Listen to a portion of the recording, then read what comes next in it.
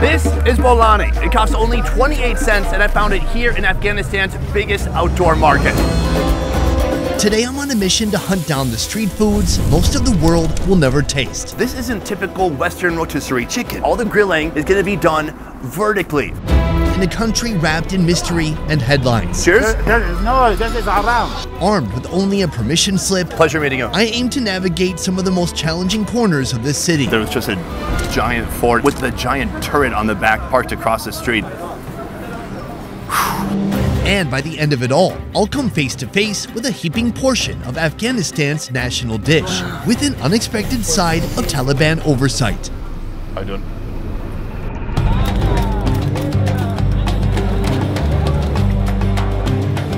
Mandawi Market, Kabul. A place where a wrong turn down maze-like back alleys could lead you to an unwanted checkpoint with you-know-who. Here among the chaotic streets, one smell cuts through the diesel and dust. Bolani is Afghanistan's most wanted street bite. To make it, first a vendor plunges bare hands into a metal basin, water, wheat flour, and salt. He kneads fast in anticipation of the crowd soon to form. Dough balls hit the counter, flattened into discs the size of a steering wheel. Next comes the covert cargo, mashed potato blitzed with cumin, turmeric, masala, and a shake of red chili flakes. He slides each parcel into a cauldron of screaming oil. No thermometers, no alarms or timers, but 30 seconds too long and the whole batch burns. And just like that, our $100 challenge has begun here in Afghanistan. Guys, hold on. There's a whole small village of Afghan men who have just arrived to my set. The extras are late. They're supposed to be in the background pretending to work. Now, if I'm honest, the chance of me hitting $100, it's 50-50. The food here, kind of on the cheap side. This is the more expensive version of this dish, and it's still really cheap. For all you see, this big doughy masterpiece, 30 Afghanis. But other vendors on the street, they're selling it for 10. So that's almost 10 cents. Ridiculous. Let's get into this. If you flip it on this side, you can actually see the seam, like looking at the center of your jeans. I'm just gonna eat it straight up. My first bite. Cheers. At first he fries it, it gets a little crispy, and he stacks them on top of each other that they start to kind of steam each other, so it gets soft in the end. Aside from the fried bread, you taste the potato inside. I think the potato is meant to give it some body, but if you really want some more flavor, you have to use this chutney over here.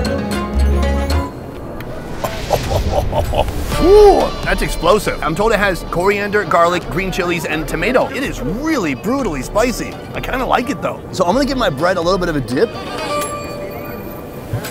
Dipping it in the chutney is a completely different experience. It really scorches your throat. Meanwhile, it gets the bread soggy, which I don't hate. If this is too spicy and you need some sweet relief, they've got this right here. This is like the bomb right here, and this is the bomb squad. Too many bomb references, I think, for where I am right now. Meet Doogh Air, Afghanistan's unofficial air conditioner in a cup. First, the sting of diced cucumber hits the bottom of a tall glass. Next comes a scoop of thick, creamy yogurt, followed by liquid yogurt mixed with dried minced mint. If you've ever had tzatziki sauce from Turkey, that kind of yogurt sauce that has cucumber and garlic inside, it's kind of like that. Cold, cool, refreshing. That is the perfect pair to go with this super fiery chutney soup over here. This isn't the only improvised edible device we'll be dealing with today. Ahead of us, 7 more street-side dishes, including Afghanistan's national dish, a truly gigantic ticking protein bomb waiting for us at the end of this video. Before I finish my first breakfast of the day, I want to give you a little bit of an update of how things are going here in Afghanistan. Now, yesterday was our first day out in the city. I didn't know what to expect, but actually in the end, everything went better than I thought it would have. People were very curious. The general population seemed pretty okay with us filming them. Nobody really were trying to shut what we're doing down. There's a lot of people here for me to talk about the Taliban, but what I'm told is a big difference from before and after the Taliban took over here is that now there's a lot more regulation and there is more checkpoints. Can I talk about this? It's like sounds good and safer than it used to be. It's much safer now. Yeah. A gentleman in the crowd. You're from Kabul? From Kabul. Since arriving, I've heard from several locals that the country has become much safer since the Taliban took over. Maybe that's because the group that was once terrorizing the state is now the state. Though it makes me wonder, what's the safety being traded for?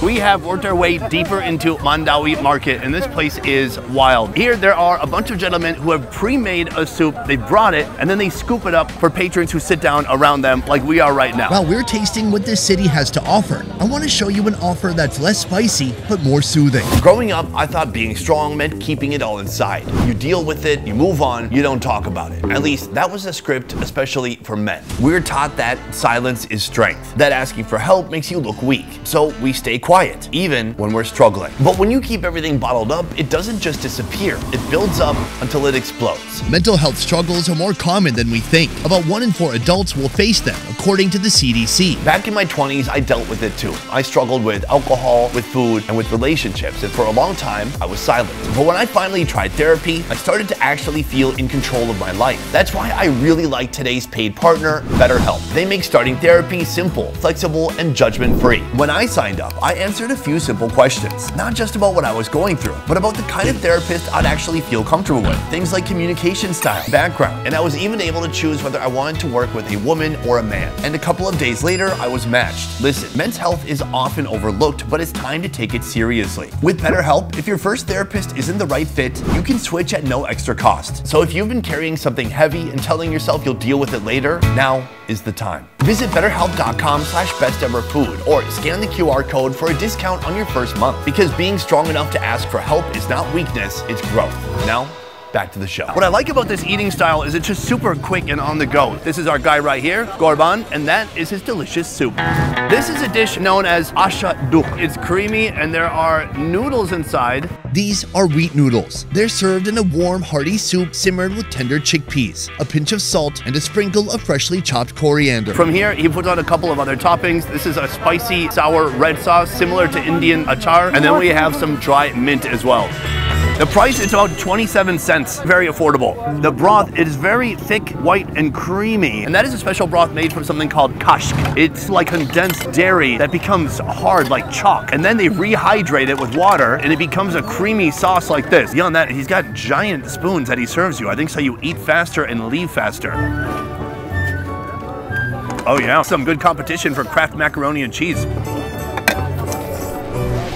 Wow, that bite was mixing with some of that spicy, sour red sauce. It's got some kick. The mint gives it a little bit of an earthy flavor. I can't believe how good it is. In a way, it's kind of like baby food. I mean, the noodles are super soft. You could just press your tongue against the roof of your mouth rather than chewing them. They're that soft. Good?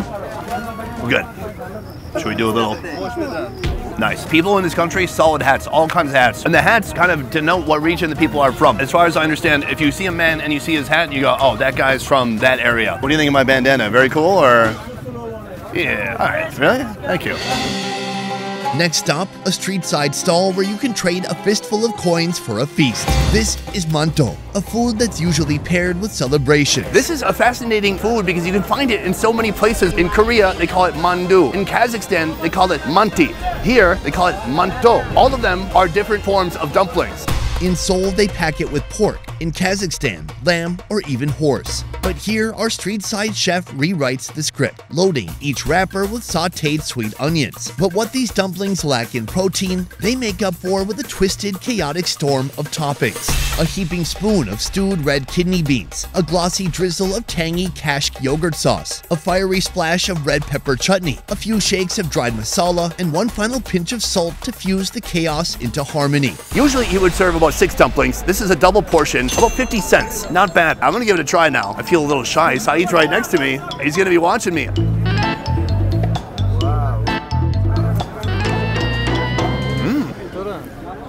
He keeps making me shake his wrist. I want to shake his hand. The fillings are almost imperceptible. It is very salty. The wheat wrapper is nice. It's got a little bit of bite to it. Everything else, it's very sour. That spicy sour sauce that we had previously on the soup, they're putting the same thing on top of here, and it really dominates all the flavor. I'm gonna try to crack one of these open and see the interior. There's potentially some onion in there. There are some tricks of the trade when you're trying to make a food very affordable like this, but very flavorful. What he's lacking in flavor that you might be getting from meat or dumba, he's trying to make up for it with all the masalas and chutneys. Dashakor. Thank you. How about the hand? Yes. No. Yeah. Oh, like this? I was doing it around the whole time. All right, folks, it is 12:44. It is lunchtime, and this is a substantial feast. It's liver. First of all, my guy right here has the big tawa. I guess that's what you would call it in India. On the side, French fries. Potentially I'm in the way. No? When he prepares this for each person, he puts the liver in the center and he combines it with a couple of special ingredients. Let's see if he'll do it now for us. So now he brings the liver to the center. He takes some of the grease that the fries are frying in. Boom! Minced garlic, just like that. He minces the chili into tiny little pieces. That is pure flavor. The tomatoes and the liver, those are the main ingredients for everything you see here. It goes on the plate. He hits it with a little bit of cabbage. He hits it with a little bit of dry masala, and then he hands it to his customer, which is me. Sir? Where do you? Sir? Tashakur. Thank you.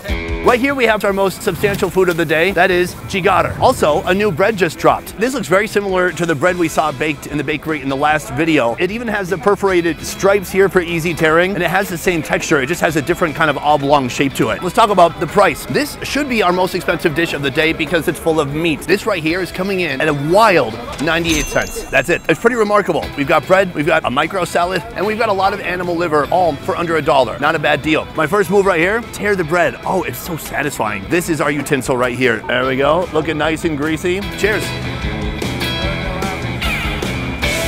Not bad. You know, liver can be dry. It can be even chalky sometimes. That's pretty good. Pretty moist, very seasoned, super heavy and greasy. Liver, especially mutton liver, not my absolute favorite food, but what he's done here, it's nice. Aside from the liver, they just give you a little side of cabbage here.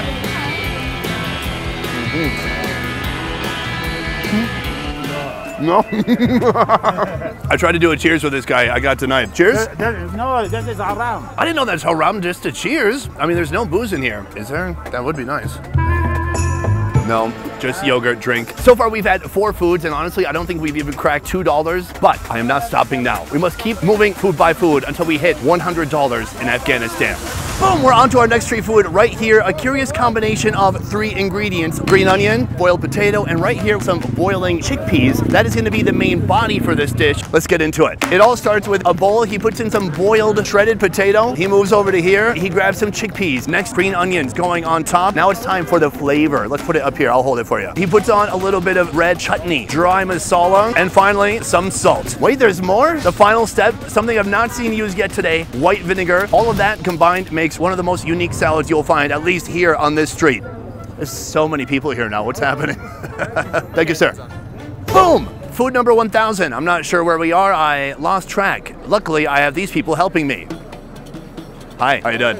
This right here is a curious combination of ingredients. I mean, the main body of the food would definitely be the chickpeas, but then there's that potato underneath, soaking up all that flavor. Now, here's what I've noticed here. As far as seasonings go, anything wet, they call it a chutney. Anything dry, they call it masala. From there, they don't really sweat the details. I'm gonna get this combination, a little bit of potato, a little bit of chickpea. I think it's gonna be super sour from that apple cider vinegar. Let's give it a shot. Oh, not what I expected at all. That's pretty good. It's simple, but it's like comfort food. Considering you put in chutney and vinegar, I thought it was gonna be really sour, like some of the dishes I've had here. But it's not sour at all. This liquid here, it's become like a broth. That's, I think, from those boiling chickpeas. Super satisfying. The food we had yesterday, the kale poche, like pure fat, that's energy packed in a different way. This is energy packed with beans, carbs, but it's not doused in animal fat. Overall, a big surprise. You gotta give it up for Afghanistan. As an American walking among Afghans in Mandawi Market, I really don't blend in. A lot of folks here speak English, and when they ask me where I'm from, their reactions range from enthusiastic to shocked. But Afghans are well aware of how their country is perceived by the rest of the world, and many are hungry to share a different, more hopeful story. You're from Afghanistan? Absolutely. Are there many Americans that come here as tourists? Few, but most of British people come here. If somebody comes here, they're a tourist, and they say, oh, I'm American, that's okay? It's okay. We feel proud to have tourism around us, so they could explore our country or get our message to their country or to their relative countries, so it's great. And what is your message? Our message is to come here and explore our country. It's a very good country and the people are good, they are kind and they are very generous people. Pleasure meeting you. Same here, same here. Take care.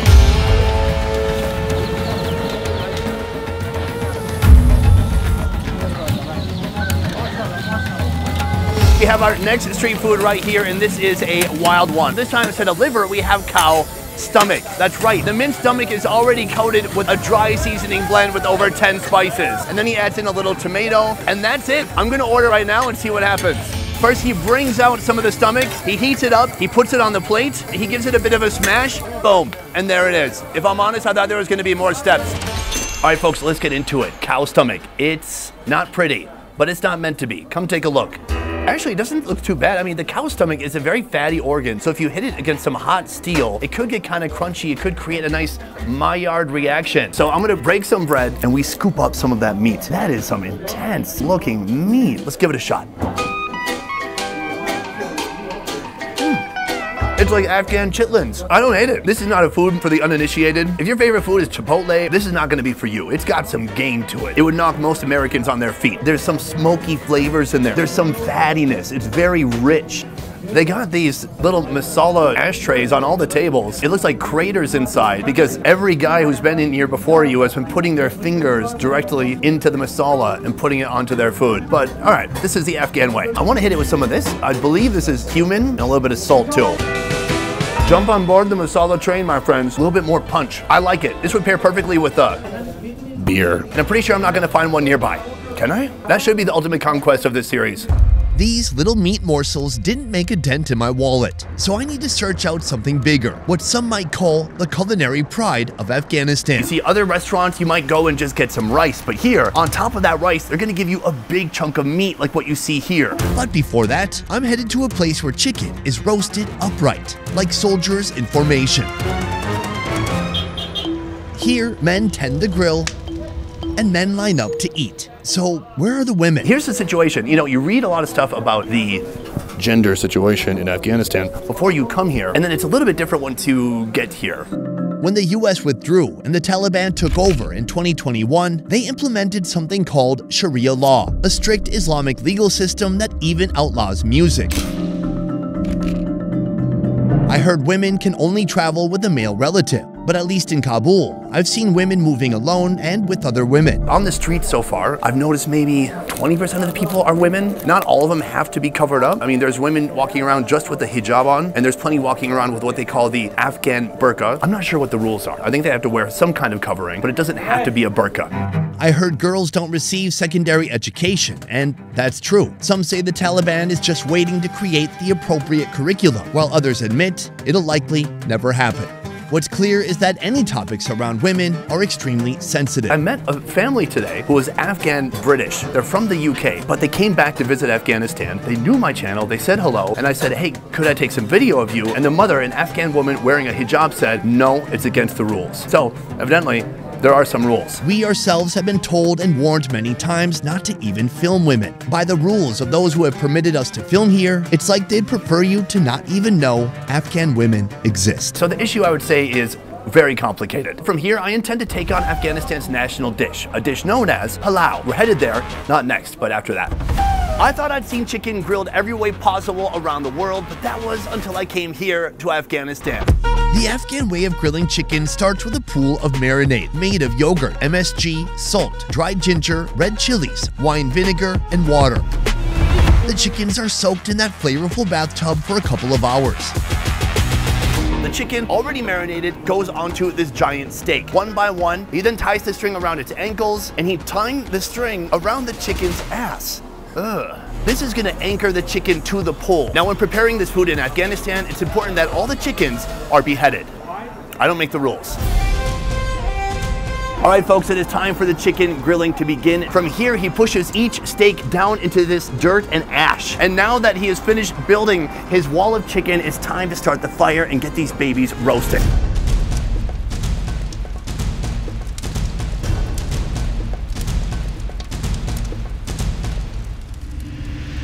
When the chicken blazes a molten orange, it's pulled from its vertical spit. Split the chicken open, flatten it onto a rack, then give it a quick grill over charcoal for that extra hit of smoky flavor. Once hot, it's tossed onto a plate where it receives a sprinkle of chicken masala, a bowl of yogurt, and a handful of shredded cabbage.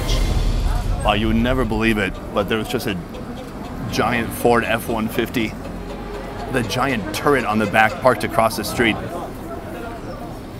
All right, welcome to Kabul, baby. What? Chicken.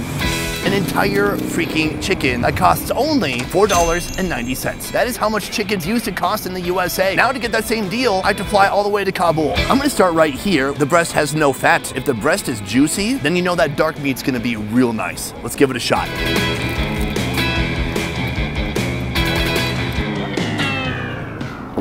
That is one of the driest chicken breasts I've ever had in my life. And the way he's cooked it, he's stuck his tongs in there, he's really flattened it out. And I get it, the goal is to cook it all the way through, but he's really tried it out at the same time. Luckily, I have this yogurt with some herbs and other stuff inside. That is spicy, oh my God. So that was a bit of a brutal start. Right here we have the chicken thigh. It is much more difficult to mess up a thigh. Well, I'm gonna give it a little bit of a dip in the sauce.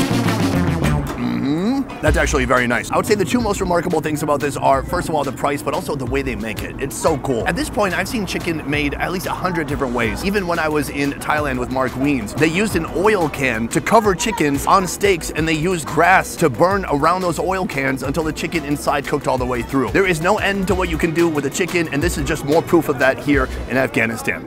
For our Afghan street food finale, I'm visiting a family-run restaurant that's been serving Afghanistan's national dish for 24 years. We have arrived at our final location where they're serving up a dish known here as palau. But let me back up a second. Central Asia is really known for this food. I've had it in Uzbekistan where they call it plov, and I've also had it in Kazakhstan. But here in Afghanistan, they make it a little bit differently. We're gonna head into the kitchen to see how it's done. Under here is a deep pan, and inside of it, there is over 125 pounds of beef. From here, he's gonna pop off the lid, and we're gonna see the beef inside. Oh. Not at all what I expected. It's so watery. Every time I've seen plov or palau, the meat is seared and then kind of steamed. But here, it's been boiled for a few hours. The first and most crucial step. He's removing all the big meat chunks from this pan. Right now, he's separating it according to the body part. So he's putting some on this plate, he's putting some in this pot right here. Once all of it is organized and removed, he's gonna be able to remove the small bones that have fallen off the meat during this braising process. Now that our deg is clean, it is time to build up the palau, starting with a thin layer of carrots to insulate the pan from the meat. The next step is dumping all that clean meat back into the deg. He has to place each piece perfectly so it can balance well with the heat and with the rice. It's a puzzle of protein. Time for the broth. Oh, it smells like a nice beef crock pot. Now it's time to introduce some new ingredients. Up first, the carrot. Next up, he's putting in raisins. And now he leaves for a cigarette. So I thought he was coming out here for a smoke, but no, he came out here to light up the gas stove. The stove slowly heats up. Finally, the rice, the true hero of this operation, marches to the front lines. Salt and cumin follow as reinforcements. Now, the fire does its work.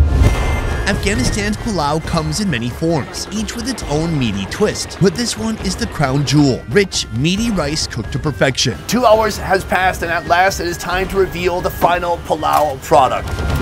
This is Kabuli palau. The rice has steamed up beautifully. Look at these long grains, raisins, the carrots. Now he is making my portion of palau, the biggest portion possible on this platter right here. Starts with steamed rice. He hits it with that giant piece of beef, and then he puts some smaller pieces of beef on the outside. Slowly, he starts to reveal the carrots and raisins. And that, my friends, is the final product. It looks amazing. Let's go try it out.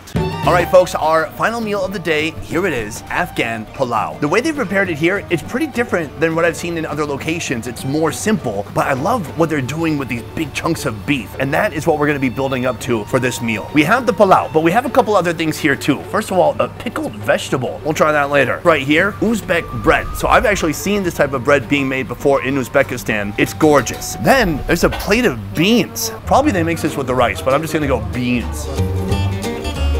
British people will go crazy for this. It's just beans from a can. Let's get into our palau, our most expensive meal of the day. This is a double portion and it costs only $10. That's remarkable. Ideally, you want that rice to be absolutely saturated in the fat from the beef and the oil. This place, they are so proud of their oil. The oil they're using, sesame oil. That is what makes this place stand out from the others. The raisins just offer this hit of sweetness. It pairs perfectly with that really heavy rice. The carrot looks beautiful. I'm a big fan. Next, I want to get into smaller pieces of beef. It's so tender, and the fat and the tissues have really broken down, but I gotta say, it's not much flavor. Let's hit it with a little bit of salt. Pablo Escobar over here. Some red chili powder. and a mystery powder. Now we're gonna take another piece. The salt and the seasonings just bring out even more flavor. That's exactly what it was missing. Before we get to this giant piece of meat, I do want to try this. A pumpkin pickle. I've never heard of anything like it. I didn't know a pumpkin could be a pickle. It tastes like a Korean radish that's been boiled. Very sour, one note. It's a nice contrast to everything here. To wash it down, we've got this. Wow. Let's see what wow tastes like. Oh, okay. This is Afghan Mountain Dew. Very sugary. Kind of goes nice with something like this. Next, the meat. The meat is just literally fall off the bone soft. So I'm gonna take a little bit of rice in my hand, some raisins, put the meat on top of it. This is a very good day.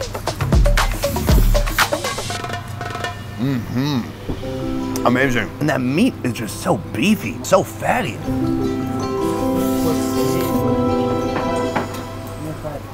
Hi. Unknown to me at the time, my new neighbor to the right is a member of the Taliban, How you doing? with his rifle resting just out of frame. Salam. Salam to you. Thank you. Perhaps that explains why he keeps stealing glances at my crew and me. How you doing? Are we interrupting you? Okay. This is obviously meant for a group, but I feel like an Afghan king right now. And the bread, I bet it's delicious. So that is Afghan palau, and that is our 8th and final street food of the day. But we still have one thing left to do, and that is adding up all the food throughout the day to see if we spend over $100.